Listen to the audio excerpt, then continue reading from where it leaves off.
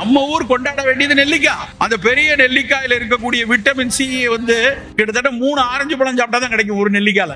நானும் எங்க குடும்பத்துல ஒரு நாள் வந்து நாங்க வந்து ஒரு தோட்டத்துக்கு போறோம். அந்த தோட்டத்தை விட்டு திரும்புற இடத்துல வந்து ஒரு இடத்துல நிறைய நெல்லி மரங்கள். அந்த நெல்லி மரங்கள் இருக்குது. பார்த்த உடனே என் மனைவி, வா எவ்வளவு காய்ச்சி இருக்கு, நம்ம கொஞ்சம் போய் கேட்டு வாங்கிட்டு போவோம் அப்படிங்கிறாங்க. வண்டியை நிப்பாட்டிட்டு அங்க உள்ள தோட்டக்காரர்கிட்ட கொஞ்சம் எங்களுக்கு அந்த நெல்லிக்காய் விலைக்கு கிடைக்கும், ஒரு நல்ல ஒரு பெரிய தோட்டம், நெல்லி தோட்டம். அந்த தோட்டக்காரர் சொல்றாரு, சார் எவ்வளவு வேணுமோ எடுத்துட்டு போங்க, பறிக்கிறதுக்கு ஆள் கிடையாது. 5 ரூபாய்க்கு கிலோ போகுது. வெறும் 5 ரூபா கிலோ வந்து நெல்லிக்காயில இருக்கா. அப்படியே நெஞ்சு வலிக்குது. நம்ம ஊர்ல இருக்கக்கூடிய பழங்கள்லாம் பட்டியலிட்டீங்கன்னு வச்சுக்கோங்களேன், நம்பர் 1 வந்து பெரிய நெல்லிக்காய் கொடுக்கலாம். அவ்வளவு விட்டமின் சி இருக்கு. அதாவது பொதுவா விட்டமின் சி வந்து வெயில்ல வச்சாலோ இல்ல கொதிக்க வச்சா அது வந்து உடைஞ்சிரும், அது காணாம போயிடும். ஆனா நெல்லிக்காயினுடைய விட்டமின் சி தெர்மோ ஸ்டேபிள், அவ்வளவு சிறப்பு. தினம் ஒண்ணு கொடுக்கலாம் நமக்கு. அது வந்து வெறும் விட்டமின் சி மட்டும் இல்ல, அதுல இருக்கக்கூடிய வயோதிகத்தை தூண்டக்கூடிய பல்வேறு விஷயங்களை கட்டுப்படுத்த நொதிகள் அதுல இருக்கு.